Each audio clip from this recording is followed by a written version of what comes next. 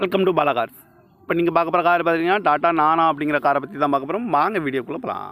இந்த கார் பார்த்தீங்கன்னா டாட்டாவில் நானா. என்னோடய மாடல் பார்த்தீங்கன்னா 2011 மாடல். ஓனர் பார்த்தீங்கன்னா 2 ஓனர் வரும்னு இருக்காங்க அந்த வண்டிக்கு.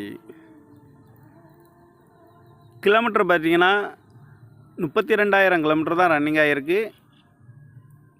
ஏசி வந்துடும், power steering, power window, central lock வந்துடும். டயர் பேன் பார்த்தீங்கன்னா 4 டயருமே ஒரு 80% நல்லா இருக்கும்னு இருக்காங்க.